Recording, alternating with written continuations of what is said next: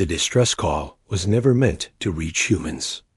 It was a soft signal, barely strong enough to cross a few light years, drifting like a dying whisper through the cold dark of space. Most advanced civilizations would never even notice it.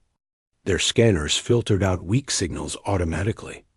Their councils ignored voices that sounded too desperate. But somehow, Earth heard it. It happened because a small research team in Earth's outer orbital station was testing a new listening array. They weren't searching for aliens. They were just running noise background tests when a strange tone slipped into the feed. It was a trembling sound, thin and shaky, like someone trying not to cry, but failing halfway. No one on the station knew what it was at first. They saved the recording, ran it through translation tools, and sent it to Earth's linguistics division. Hours passed before anyone understood the message. And when they did, silence filled the entire control center. The voice was begging for help. The message came from a far-off planet called Velar, a world most humans had never heard of. A world that, according to old star maps, had once been full of vibrant cities and peaceful people. But the message said something had gone terribly wrong. The voice belonged to a young officer who sounded absolutely terrified. She described burning skies, falling cities, and shadows that moved like living storms.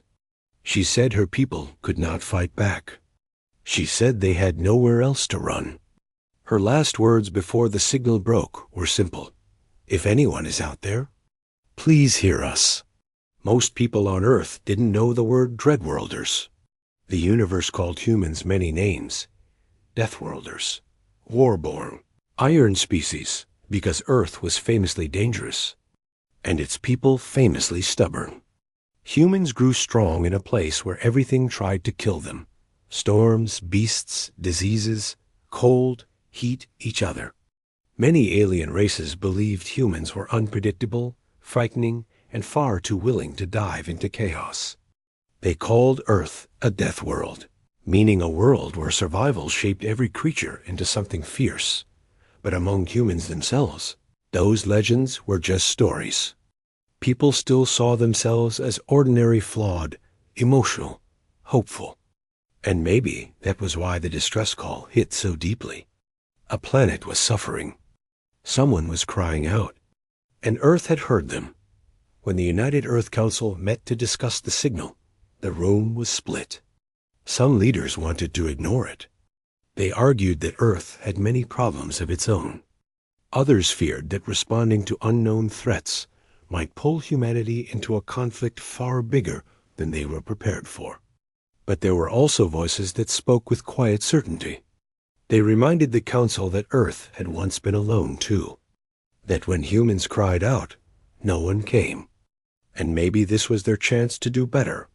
After long debate, a decision was made. Earth would send help, not an army, not a show of force, but a rescue expedition. A combined team of medics, engineers, and peacekeepers. They called themselves the Outreach Fleet. People from every region of Earth volunteered. Some joined because they believed in helping strangers. Others because they wanted to see the universe. And some because they could not forget the sound of that trembling alien voice. The fleet launched 3 days later. Bright engines lit the sky as the ships rose, cutting through the atmosphere with steady determination. Inside one of the transports, a man named Rian sat quietly near a window. He wasn't a soldier or a hero.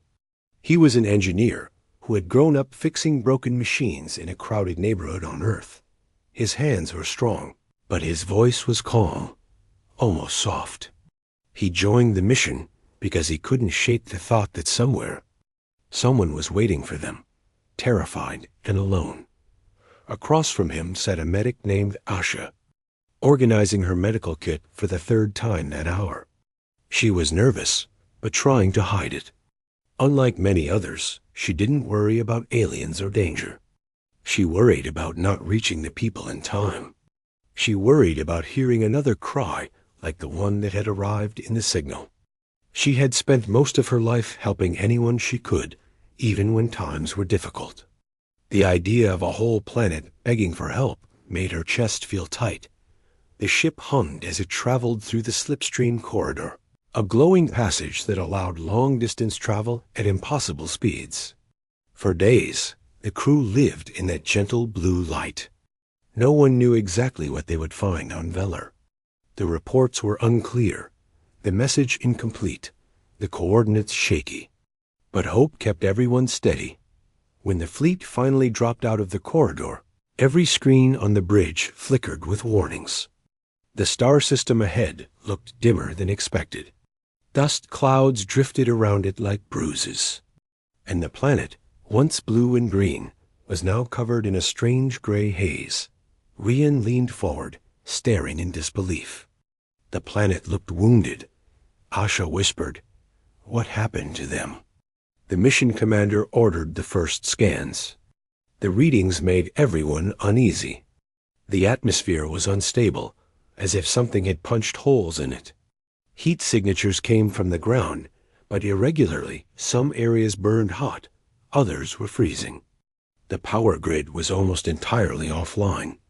There were no clear life sign clusters, only faint signals scattered like dying embers. Yet one thing stood out. A single beacon pulsed from the northern continent. Slow, steady, rhythmic. A survival beacon. Someone was still alive. The fleet descended dot as the ships approached the surface. The damage became clearer. Cities that once reached for the sky were now broken like abandoned shells. Streets were cracked, covered in ash and debris.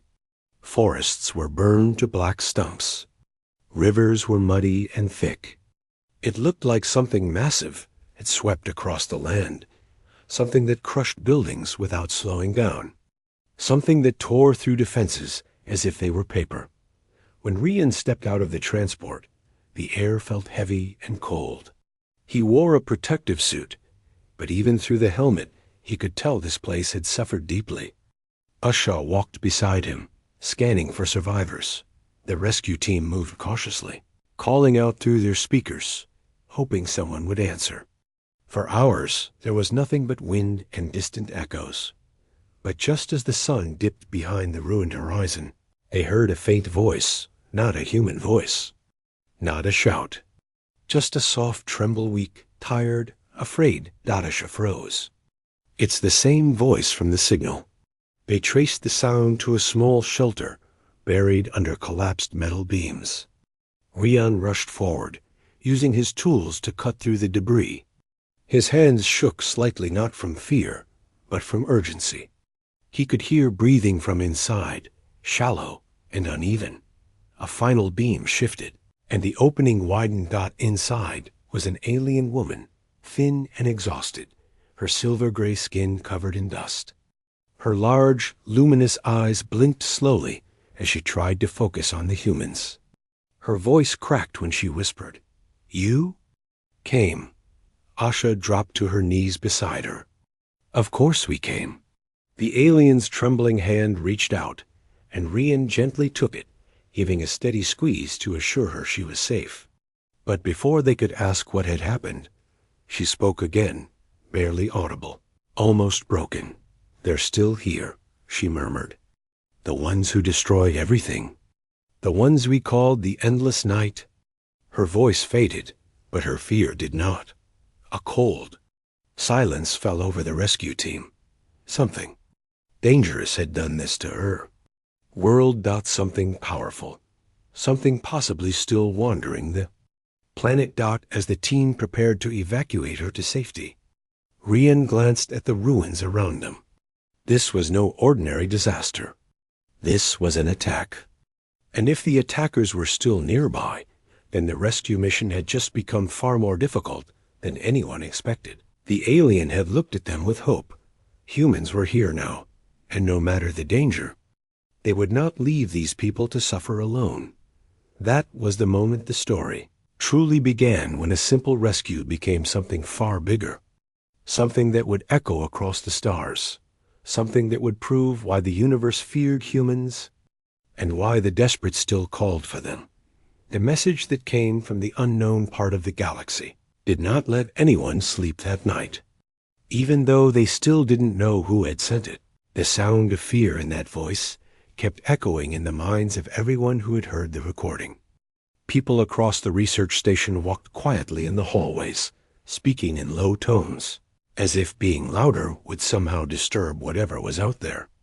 The team on duty kept replaying the signal again and again, trying to catch even one extra detail they had missed before. Back on the main deck, the crew studied the faint pattern of coordinates embedded inside the signal. They were old and faded, like something from a ship that had not been maintained for years. The numbers drifted and shook, as if they were created by a system that was breaking apart while sending them. But after hours of comparing star maps, running simulations, and cross-checking older records, the team narrowed it down to a small region near the edge of known space. It was a lonely part of the galaxy, far from trade routes, outposts, or any known civilization. No one lived there. No one even traveled close to it. It was the kind of place where a ship could disappear, and no one would ever hear about it again. And yet someone from there had called for help.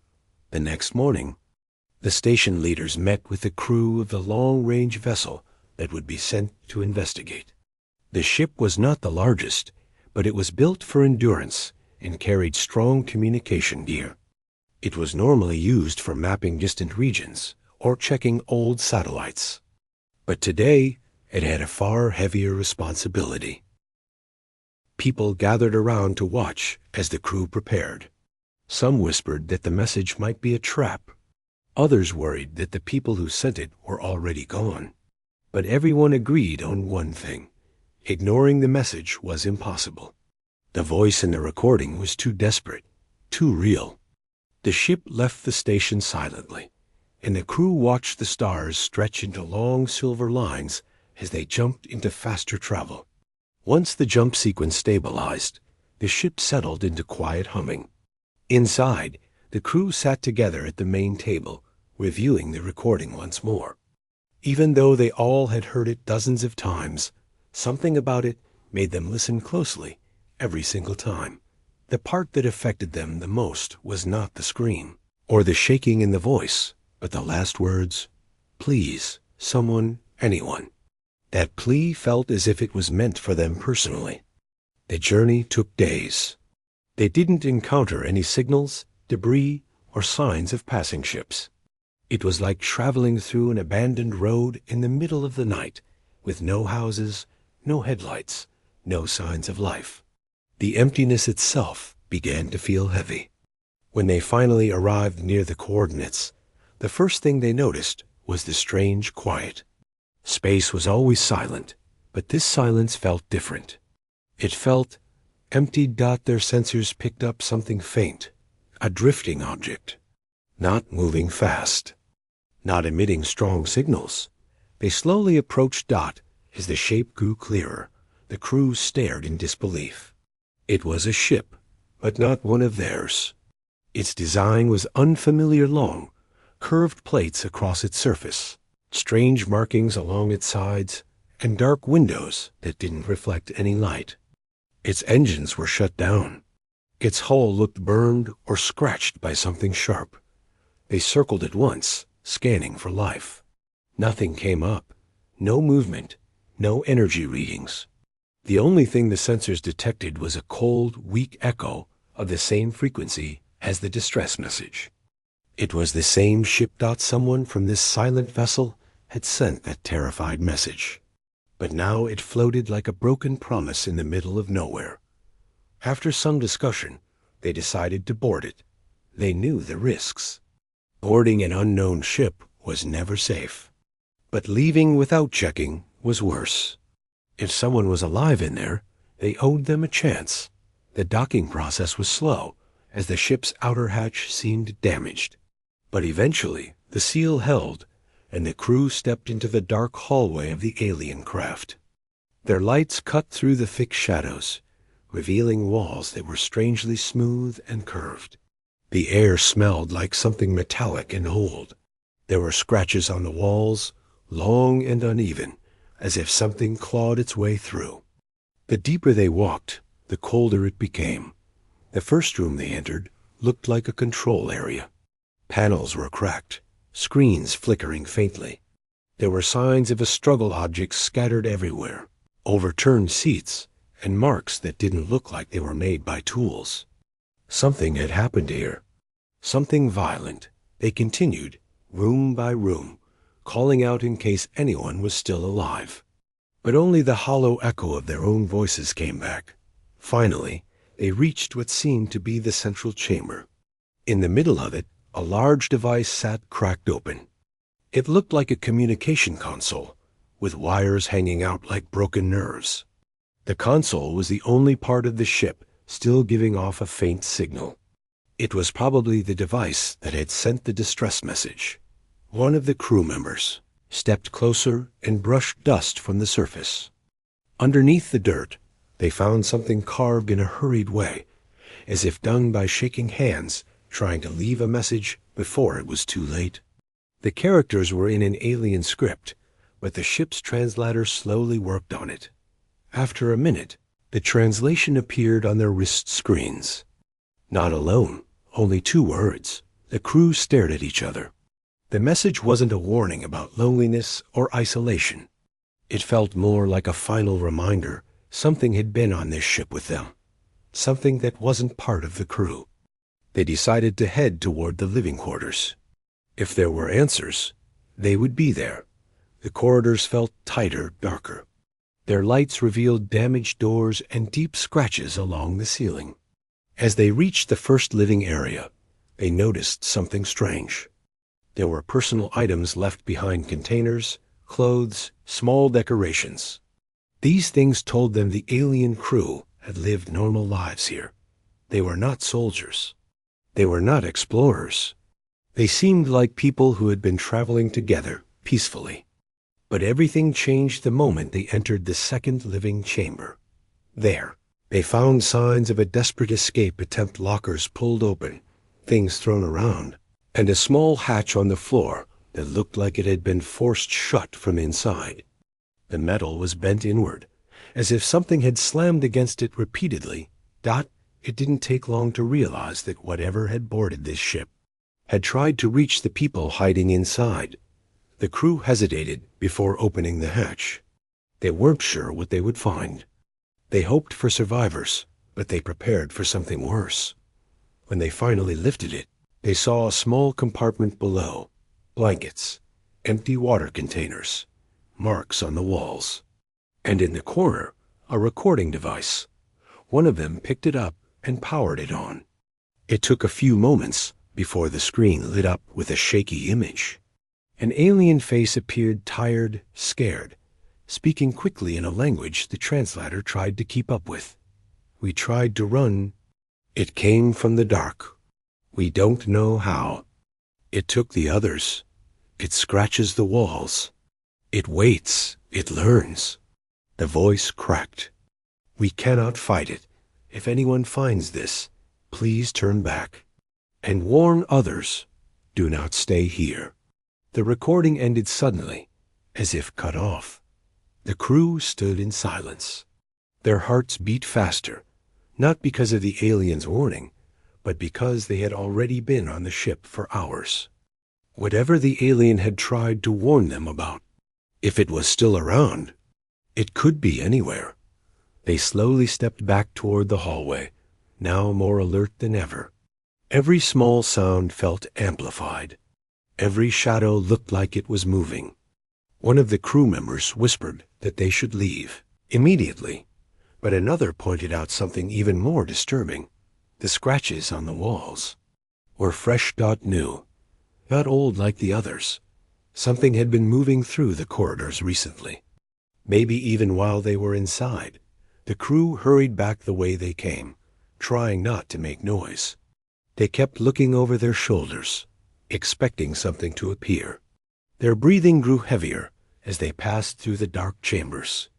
The ship felt alive now, listening to them, watching them dot as they neared the docking point. The lights flickered. A sound echoed faintly from the far end of the hallway. A soft, dragging noise. Slow, uneven, like something crawling across metal. No one spoke. They didn't need to. They ran. The sound behind them grew louder, faster, as if whatever was in the dark had finally noticed them. They didn't turn around to see what it was. Their only goal was to reach their ship and seal the hatch before it reached them. Just as they climbed into their own vessel, they heard the final scrape against the alien doorway. Something had arrived at the threshold. Something that was not supposed to exist. They slammed the hatch shut and broke away from the alien ship as fast as their engines allowed. Only when they were safely away did they finally look back. The alien vessel drifted quietly again, lifeless and cold. But now the crew knew the truth. The distress call was not just a cry for help. It was a warning, and they were no longer sure if they had escaped in time.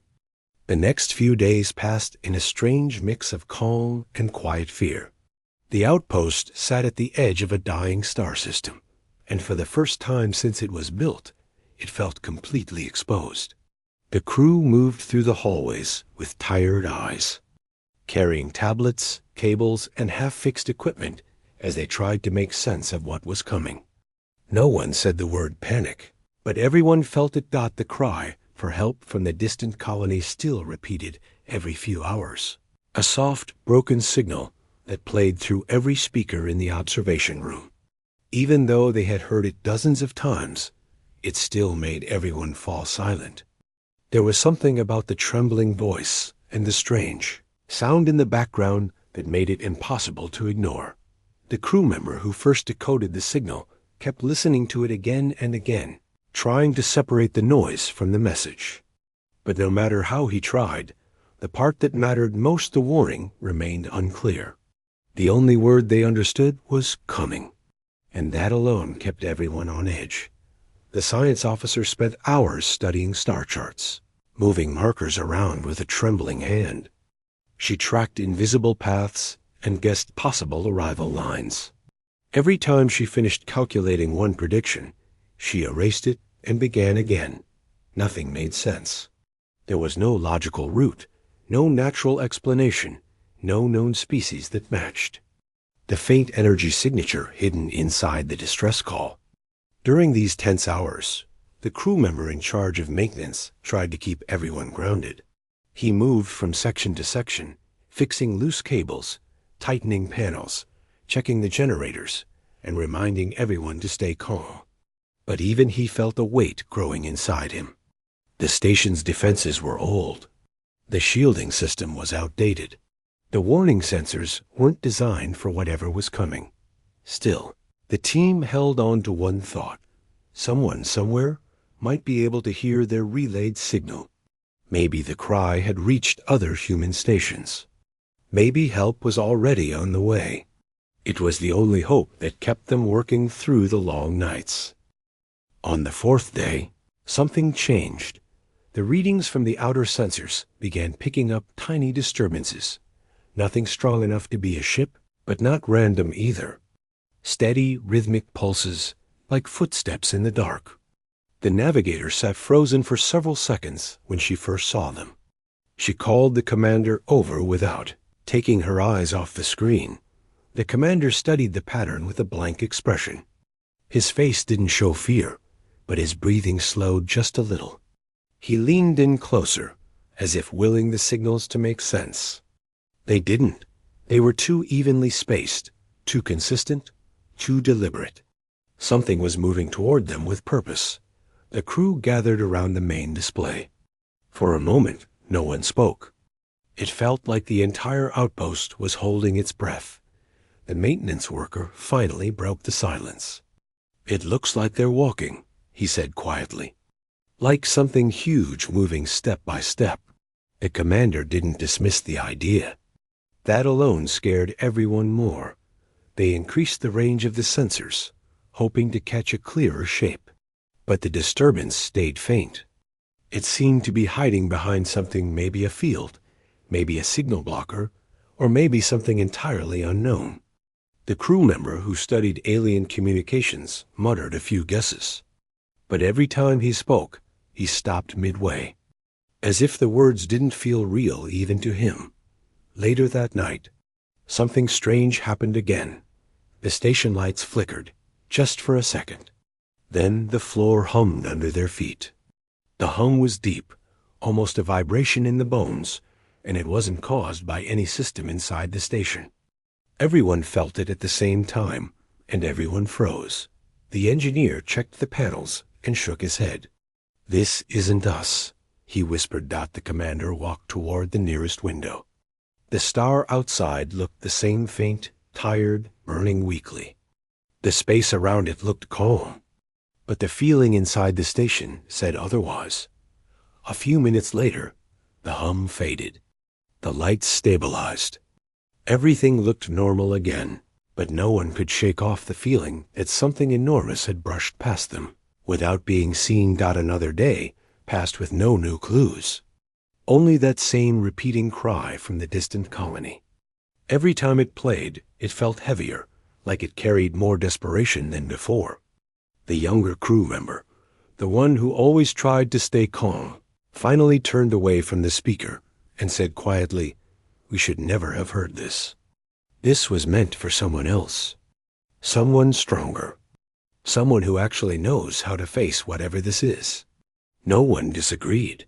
Still, they worked. Still, they tried. That evening, the outpost received a faint message from a nearby mining ship. The connection was weak, but enough to exchange a few words. The mining crew reported seeing something strange, a long streak of shadow stretching across space as if blocking the starlight itself. They said it moved like it was alive. The crew of the outpost listened in silence. The mining ship's captain sounded confused and frightened, but he tried to pretend everything was fine. Before the connection cut out, he said something that made everyone's stomach twist.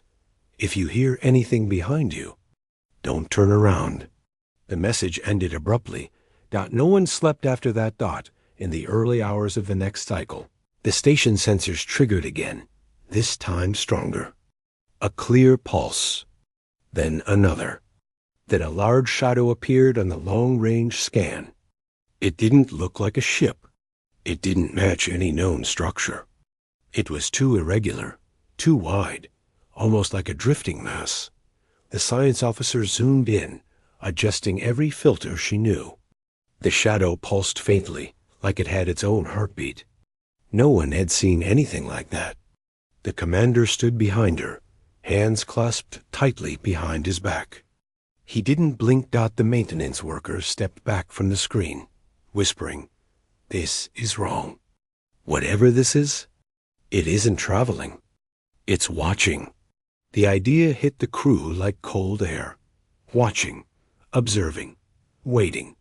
Before anyone could respond, the distress signal from the distant colony suddenly changed. For the first time, the voice came through clearly, not broken, not fuzzy. Clear enough that they could hear the fear in every word. "They found us," the voice said. "They're here." Then the signal cut off completely. Everyone stared at the silent screen. The outpost felt smaller than ever, like the walls were closing in. The star outside seemed dimmer, as if it too had grown afraid. The commander ordered every system checked again. Shields, sensors, communication channels, everything. The crew rushed to follow the command, but their hands shook. Even the strongest among them felt the weight of something approaching, something that made the stars themselves seem too quiet. An hour later, the shadow on the scanner moved, not drifting, not floating. Turning toward them. One of the scientists whispered a phrase no one wanted to hear. "This isn't a drifting object. It's a direction change." The commander inhaled slowly. "Then whatever it is, it has noticed us." The shadow grew clearer. Not in shape, its form still refused to fit anything familiar, but in presence. The outpost lights dimmed again. The hum returned, deeper this time, as if space itself was bending around something massive. A few crew members covered their ears, even though there was no sound. The pressure felt like it was pushing against the station from the outside, And then something even more unsettling happened. The station speakers clicked on by themselves, but no one had touched the controls. No one had sent a command. For a moment, there was only silence. Then a new sound played. Not the colony cry. Not a warning. A slow, heavy breath. One breath dot another dot close. Too close. As if whatever caused it was standing right behind the walls of the station. Every person in the room froze. The breath stopped. And a low, deep voice whispered a single word in a language they didn't know, but somehow understood. Soon. The speakers cut out. The outpost fell into silence so heavy it felt physical. And in that silence, every crew member finally understood. The thing approaching them was not part of the galaxy they knew. It was something older. Something patient. Something that had answered the cry in the stars. For its own reasons. The Dreadworlders were coming. The news of the Dreadworlders' approach spread faster than anyone could contain it. Even though the officers kept their voices low and tried to calm the small alien crew rescued from the ruined station, every whisper somehow carried through the narrow metal corridors.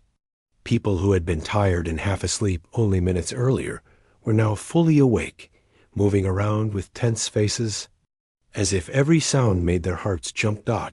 No one completely understood who or what the Dreadworlders were. They had only heard rumors, fragments of half-believed stories from distant sectors. But even those scraps were enough to make the air feel heavier. Some said the Dreadworlders were not living beings at all, but living storms shaped into bodies. Some claimed they were once normal travelers turned into something twisted by years of surviving in impossible places. A few even believed they were humans who had separated from the rest of humanity centuries ago, choosing a path that no one else dared to walk. The truth didn't matter right now. What mattered was that they were coming, and no one understood why. The human team stood gathered at the center of the ship, listening to their lead officer as he explained what little they knew. His voice stayed steady, but even he couldn't hide the tension in his eyes. "They are not here to destroy us," he said. "At least there is no sign of that. Their ship is not in attack formation. They sent a message. Short, but clear. They said they're responding to the distress signal." Someone in the group let out a shaky breath, surprised. "They help people?" "Maybe," the officer replied. "Or maybe they only investigate. We don't know enough." One of the rescued aliens, a small being with pale skin and trembling hands, stepped forward. His voice cracked as he spoke. "The station that saved us. It tried to fight them, but it failed. They destroyed it." The room fell silent at once. The officer gently shook his head. "You're misunderstanding. That wasn't them. The report shows a different signature. The ones who attacked your station weren't Dreadworlders. They were scavengers, ordinary criminals." The alien stared at him in shock, as if someone had told him his entire understanding was wrong. Another human added, speaking softly, "The Dreadworlders are dangerous, yes, but they don't usually attack without reason. They live far away from everyone. They don't get involved unless something pulls them in." "And what pulled them here?" someone asked. No one had the answer. Hours passed slowly. Each minute felt stretched, like time itself was nervous. The ship continued drifting through the quiet starfield, waiting. The rescued aliens huddled together near the back of the room, whispering to one another. Some cried softly. Some stared into nothing. They didn't speak the humans' language well, but fear needed no translation. The humans tried to keep the atmosphere calm. They brought water and food, checking on everyone. They talked in gentle voices. They told stories from Earth, simple ones, not heroic tales, just things meant to comfort, how rain smelled during spring, how children laughed at seaside festivals, how warm bread tasted when taken straight from the oven. Little by little, The aliens' shoulders relaxed, and some even smiled quietly. The ship felt slightly less heavy dot, but outside the metal walls. An enormous shadow approached, the first sign of the Dreadworlders. Arrival was a shift in the sensors, a strange hum that echoed through the panels, vibrating the floors. Lights flickered for a second, as if bowing to something powerful passing nearby. Everyone looked up. The officer checked the system again. "Their ship has entered visual range," he said. People moved toward the wide observation window, their steps slow and cautious. When they looked outside, a massive shape filled the darkness. The Dreadworlder vessel was unlike anything any of them had seen. It was black, but not a simple shade of black. It absorbed light in a way that made it look like a moving hole in the universe. Thin streams of glowing lines ran across its surface, shifting like living veins. The ship wasn't designed like anything built with normal tools. It looked like it had grown. One of the younger crew members whispered, "It's like it's alive." No one disagreed. The alien survivors reacted even more strongly. Some backed away from the window. Some gripped each other as if bracing for something terrible. But none ran. They were too exhausted to run, and too confused to know what running even meant anymore. A moment later, a deep, resonant tone filled the hull of signal. From the massive vessel outside, the officer answered the incoming transmission. A voice came through the speakers. It didn't sound threatening or angry. It didn't even sound loud. It was calm, steady, and strangely clear, as if it didn't need to travel through space at all. "We have heard the cry." Those 5 words carried more weight than anything else that had happened so far. The officer replied carefully, "This is an Earth rescue vessel. We have survivors aboard. Their station was attacked by raiders. We sent out a call for assistance from any nearby friendly forces. Are you here to help?" A long pause answered him. "We are here," the voice finally said, because the cry reached far. "Are you offering assistance?" The officer asked again, not another silence, this one shorter. "We assist when the cry is true." The humans didn't fully understand what that meant, but the aliens did. One of them stepped forward quickly and spoke, shaking with emotion. "Please, help us. Our home stations in the next sector will be attacked. We know it. The same raiders who destroyed our station, they move from place to place. We have no weapons, no soldiers. We have families there." His voice cracked at the last word. Everyone waited. For a moment, no answer came. Then the speaker crackled softly. "We hear your fear," the Dreadworlder voice said. "We hear the echo of loss. It is enough." A soft ripple of hope went through the room, but it was mixed with confusion. No one knew what they would do or how they operated. The Dreadworlder ship slowly repositioned itself, drifting closer, but not aggressively. Its glowing lines rearranged, forming patterns that looked almost like symbols. No one could read them. Suddenly, another alarm sounded. The human officer rushed to the console. "Multiple signatures appearing," he said. "They're the raiders." The rescued aliens gasped. One of them covered his face with trembling hands. The officer turned to the crew. "Prepare the shields. They're still far, but they're coming in fast." He looked again at the massive dark ship outside. "What will they do?" he murmured. He didn't have to wait long. The Dreadworlder vessel shifted suddenly. Light burst along its surface, thin but bright lines forming circles and spirals that pulsed with slow, powerful rhythm. It wasn't a weapon, at least. It didn't look like one. It looked like a deep breath, drawn by something ancient and patient. A voice came through the speakers again. "We will intercept." The officer blinked. "Intercept? You mean we will answer the cry?" The humans exchanged uncertain glances.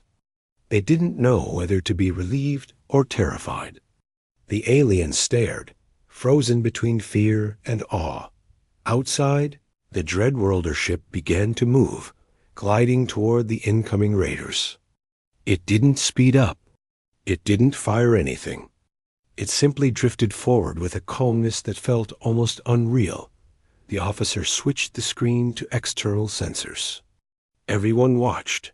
The raiders' ships appeared small, fast, aggressive vessels glowing with red energy.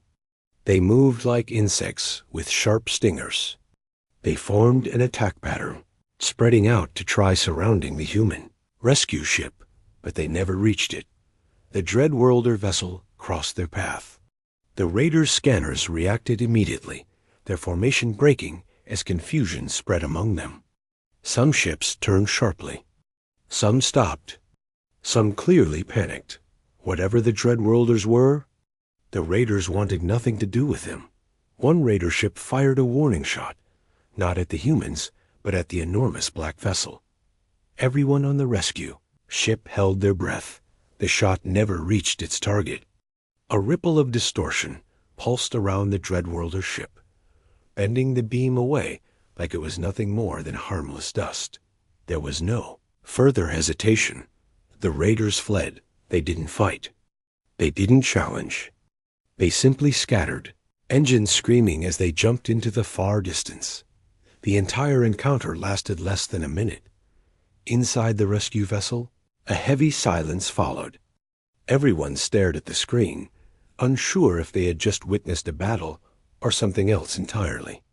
The Dreadworlders had not fired once. They had not chased anyone. They had only shown their presence, and that had been enough. The voice came again, soft and calm. The cry has been answered. The officer swallowed, then spoke carefully. Thank you. Truly, you saved many lives. There was a pause. Then, do not thank us. We follow echoes. When they end, we go. And with that, the massive black vessel began to drift away, slowly turning until it faced the empty stars again. One of the rescued aliens whispered, "Will they come again?"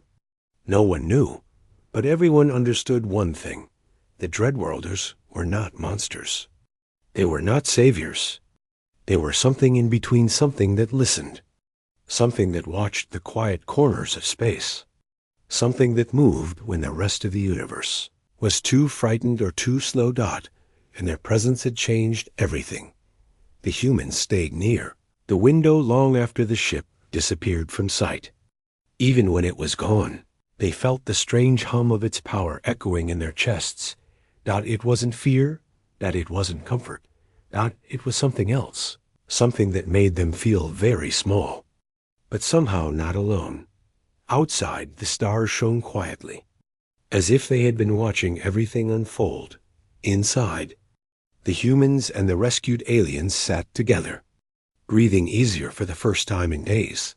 The cry had echoed, and something had answered. The next morning began with a strange sort of calm, the kind that made people uneasy instead of relaxed. It was the kind of quiet that felt like nature itself was holding its breath, waiting for something to happen. The skies were still heavy with soft gray clouds, and the air felt thick, almost charged, as if it carried the weight of 1,000 unspoken warnings. At the outpost, the crew moved slower than usual.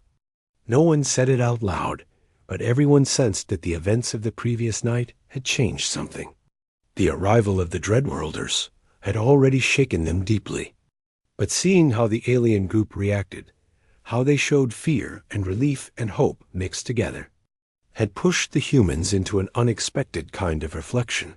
The main character stood near the observation window, watching the horizon where the bright line of the forest met the rising mist. It looked calm, but something about it felt misleading.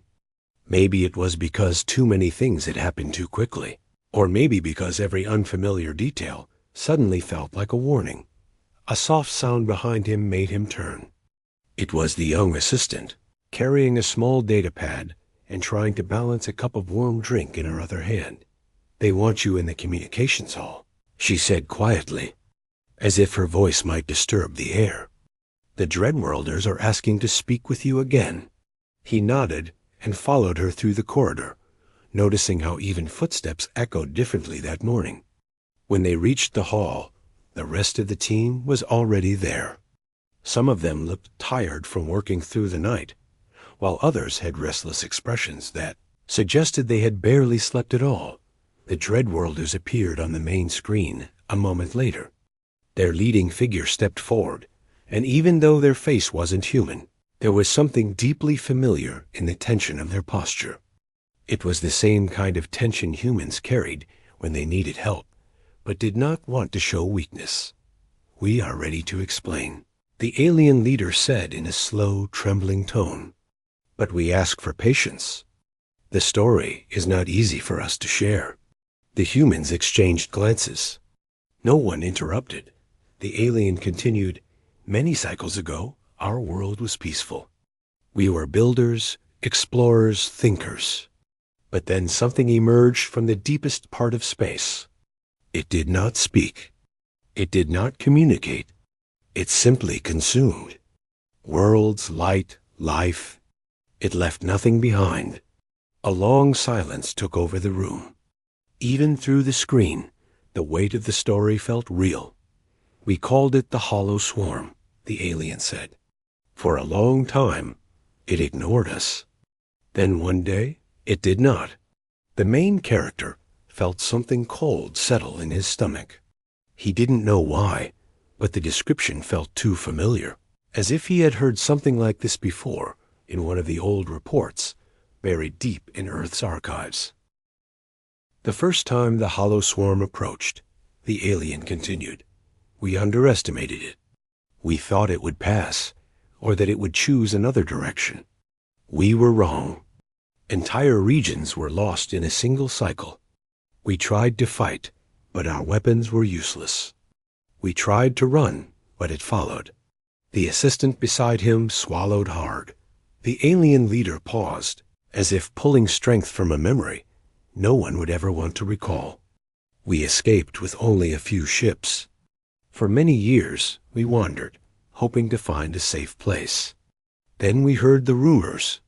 Stories about a world of strong beings who lived on a harsh planet. Beings who survived storms, disease, hunger, war, cold, heat. Beings who refused to bend." The main character suddenly understood. They weren't searching for humans by accident. They were searching because they believed humans were the only ones who could stand against something so terrifying. "You came here because of Earth," he said softly. The alien nodded. "The galaxy whispers about your kind.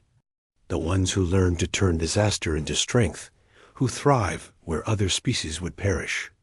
The ones who keep fighting even when logic says to stop. To us. You are the Dreadworlders." The room fell silent again, but this time the emotion was different. It wasn't fear. It was something deeper, something like disbelief, mixed with a strange sense of responsibility. "We understand if you refuse," the alien leader said gently. "We know you owe us nothing. But if the Hollow Swarm reaches this region, it will not stop with us. It will not stop anywhere." The main character looked at the humans gathered around him. He saw worry, confusion, curiosity, but also something else, a spark of something that had been building since the first day the aliens arrived. A quiet thought echoed in his mind. Maybe this is why they heard the cry in the stars. He stepped forward. "We won't abandon you," he said, not because he had the authority to make that decision, but because it felt like the only truth that made sense. "But we need to understand more. We need to know what we are dealing with." Relief washed over the alien group so clearly that it softened the room's atmosphere. "We will share everything," the alien leader said. "There is much you must know." The screen dimmed for a moment before shifting to display a star map. Strange symbols appeared, representing regions of space the humans had never seen charted before. The aliens highlighted a cluster of zones that glowed with a dim red tinge. "These are the worlds we lost." The cluster was huge, far larger than any of them expected. A faint murmur spread through the humans as they realized the scale of destruction. "What does the swarm want?" one of the engineers asked. "It does not want," the alien replied. "It simply exists to consume. We do not know why. We do not know how. All we know is its hunger does not end." The main character studied the map quietly. It wasn't heading toward Earth yet, but it was getting close to regions connected to human colonies. If the aliens were right, then ignoring this threat would be foolish. "What do you expect from us?" he asked carefully. "We hope you will help us discover a way to slow it." "Or stop it," the alien said. "Not as warriors, not as conquerors, but as survivors who understand struggle." Another long pause filled the room as everyone took in the enormity of the situation. Finally, the assistant whispered, "What if we fail?" The alien leader's eyes softened. "Then at least we will not face the darkness alone." The words hit harder than anyone expected. The main character felt something shift inside him. It was not courage exactly, but a sense of duty not forced, not demanded, simply understood. For generations, humans had pushed through hardships that should have broken them. Maybe this was just another test, one that reached far beyond their own world. He exhaled slowly and nodded. "Then it's time we start preparing." The team worked the entire day, gathering information, studying every detail the aliens could provide. They asked questions about the swarm's behavior, its patterns, its weaknesses, if it had any. The answers weren't comforting, but they were valuable. By evening, both humans and aliens looked exhausted. But for the first time since the aliens arrived, there was a strange, shared energy between them, the sense that they were now connected in a struggle, much bigger than any single world. Later that night, the main character stepped outside to get some fresh air. The sky was dark, dotted with stars that shimmered softly against the black canvas of space. He wondered how many of those stars were still alive, and how many had already been taken by the swarm. As he stood there, one of the aliens approached quietly. It was not the leader this time, but a younger member of the group, someone who had barely spoken since they arrived. "You did not have to help us," the alien said gently. "But you did. Why?" He looked up at the stars again. "Because if we don't help each other out here," he said softly, "then what's the point of all this?" The alien seemed to think about that for a long moment before nodding in quiet understanding. The night stretched on, but the outpost no longer felt like a lonely structure on a distant world. It felt like the beginning of something that none of them fully understood yet, but something that mattered. And even though a shadow was spreading somewhere far across the galaxy, for the first time in a long time, hope felt possible. The moment the fleet of the Dreadworlders appeared above the quiet moon, no one knew what would happen next. Their ships looked like dark mountains floating in space, blocking out starlight and creating long shadows across the frozen surface. The survivors who had made it to the moon's underground shelters waited silently, unsure if they should feel hope or fear. They had sent a desperate call for help into the stars, but they never expected an answer like this.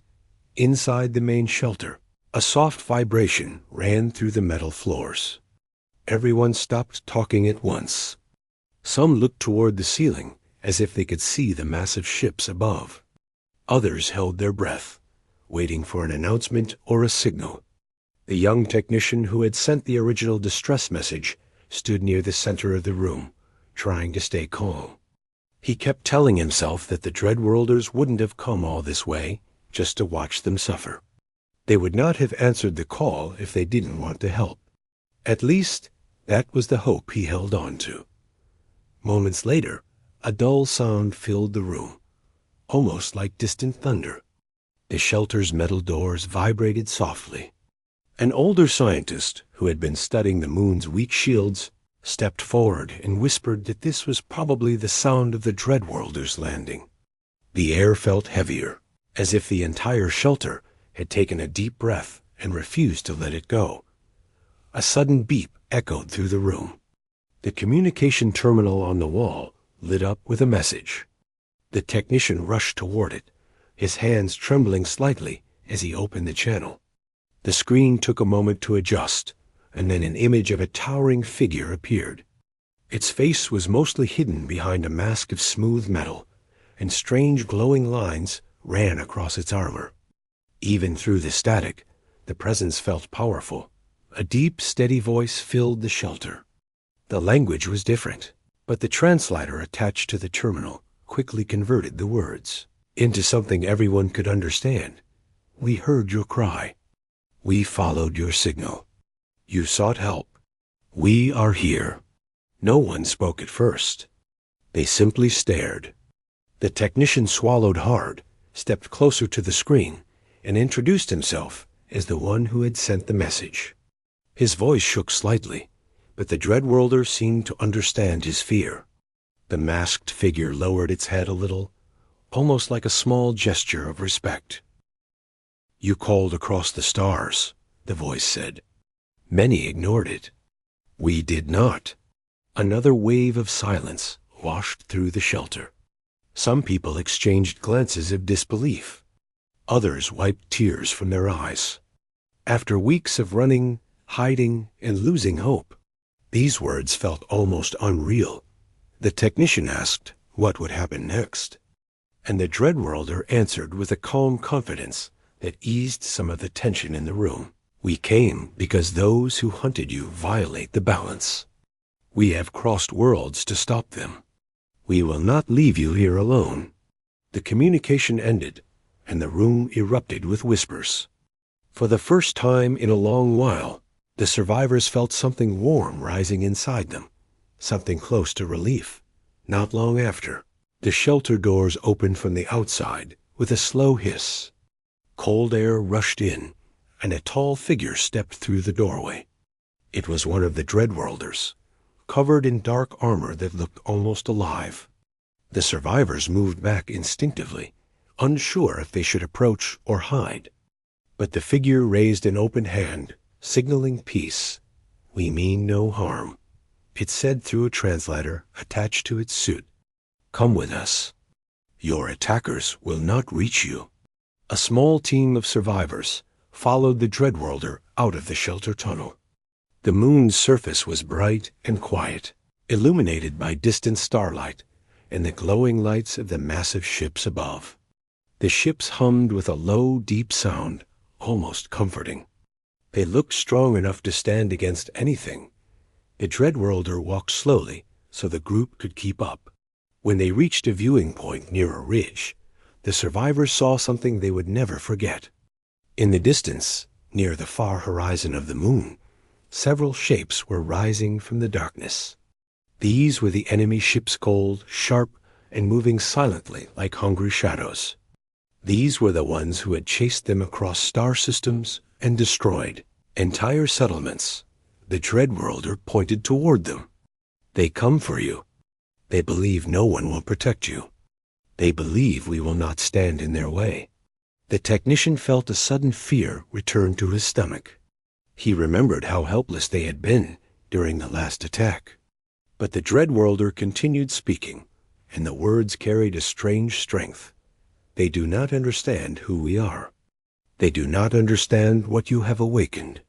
High above, the Dreadworlder ships began to shift. A soft glow spread across their edges, growing brighter with each second. The humming grew louder, turning into a deep vibration that made the ground tremble faintly. Air particles swirled around the survivors' feet. Then, with a flash that seemed to cut the night in half, the first beam of energy shot across space. It was not loud. It was not violent. It was simply powerful. It struck the lead enemy ship so precisely that the entire vessel dissolved into dust in the blink of an eye. The survivors gasped. There was no explosion, no fire. The ship simply vanished. The remaining enemy vessels tried to scatter, but the Dreadworlder fleet moved too quickly. Beams of light crisscrossed the sky, each one silent and exact, and within minutes, every enemy ship was gone. The night returned to its quiet state, the stars shining as they always had. But now, The survivors felt a peace they had nearly forgotten. The Dreadworlder beside them lowered its hand and looked toward the technician. "Your cry was not ignored," it said softly. "You are safe." The technician's eyes filled with tears he didn't bother hiding. He thanked the Dreadworlder, not with a long speech, but with a simple and honest sentence. The Dreadworlder nodded, understanding the emotion, even without all the words. The survivors were led back toward the main ship. Inside, the air was warm, the lights soft, and the smell strangely calming. The walls hummed with gentle energy, almost like a living heartbeat. The Dreadworlders had prepared food, clean water, medical care, and space for everyone to rest. None of it felt forced or cold. It felt like they truly wanted to help Dot as the survivors settled inside. Many began to talk again, something they hadn't done freely in weeks. Stories were shared quietly. Some people laughed again. Some simply sat down and allowed themselves to breathe. The technician walked to a large viewing window. Outside, the stars stretched endlessly. The moon's surface looked peaceful again, and the wreckage of the enemy ships had already scattered like dust. The Dreadworlders stood nearby, watching the stars with quiet strength. One of them approached the technician and spoke softly. "There is something you must know. We did not come only because you were in danger. We came because your call carried something rare." Many voices cry out in fear, but yours carried hope. Even in the darkest moment, you believed someone out there would listen. The technician looked down, surprised. He had been terrified when he sent the message, but a small part of him truly had believed someone, somewhere, might care. The Dreadworlder continued. "Hope is not weak. Hope travels farther than fear. Your call reached us because you refused to give up." The technician didn't know how to respond. He simply nodded, feeling a warmth spread across his chest. Over the next few hours, the survivors were guided to sleeping quarters. Some slept instantly, exhausted from the long journey and the emotional weight of surviving another attack.